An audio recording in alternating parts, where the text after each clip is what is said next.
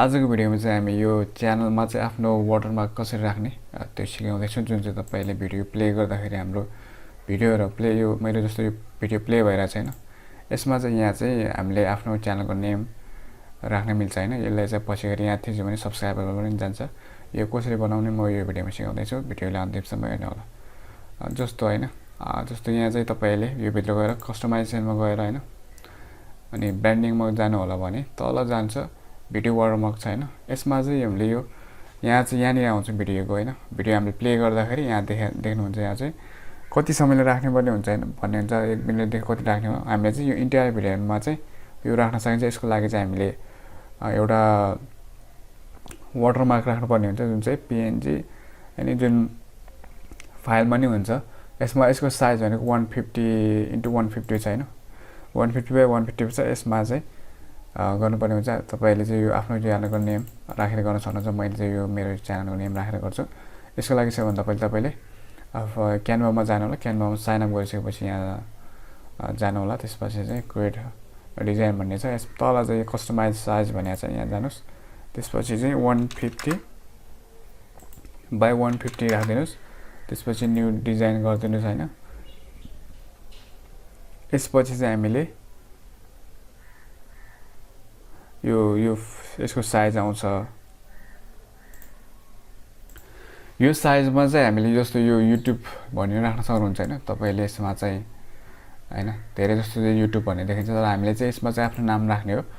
म यो नाम कसरी राख्ने तपाईले देखाउँछु। यो चाहिँ यसको चाहिँ ब्याकग्राउन्ड चेन्ज गर्नुहुन्छ भने यहाँबाट जानु होला।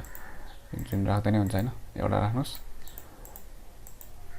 अनि म एउटा राखेर चाहिँ यसमा चाहिँ तपाईले यो पछि चेन्ज गर्दै नै हुन्छ। अहिले चाहिँ यदि राख्नुहुन्छ, म चाहिँ यो राख्छु यसमा। त्यसपछि टेक्स्ट हाल्छु हैन। त्यसपछि यसलाई पेस्ट गरिदिन्छु।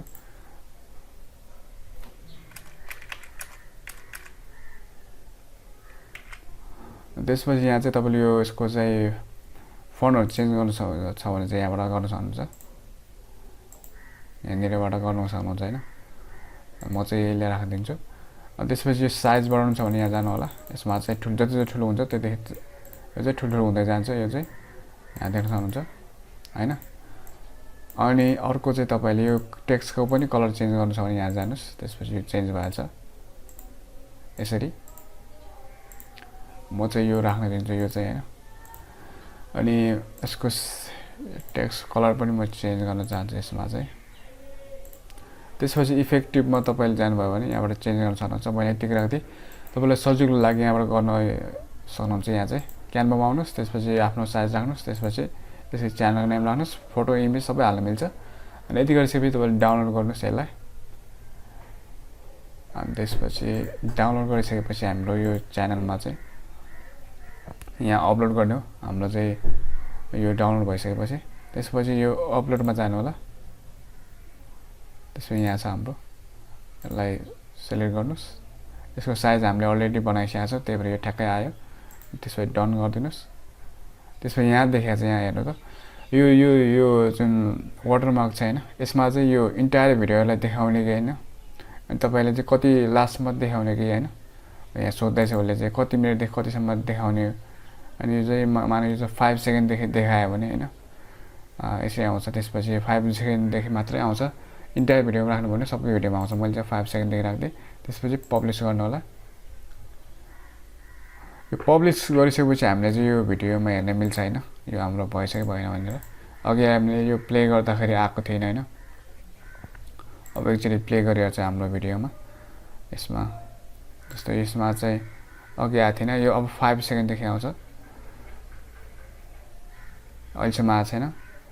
2 3 4 5 हेर्न सक्नुहुन्छ। यहाँ चाहिँ आइसकेको छ हाम्रो चाहिँ। एकचोटि तपाईले रिड गरेर हेर्न सक्नुहुन्छ। यो 1 2 3 4 5 यसरी आएछ। यहाँ यति गर्ने बित्तिकै हाम्रो च्यानललाई सब्स्क्राइब गर्ने बटन आउँछ। यसरी गर्न सक्नुहुन्छ। एकदम सजिलो छ। तपाईले आफैले गर्नु होला। भिडियो हेरिदिनु भएको धन्यवाद। ल आजलाई यति नै।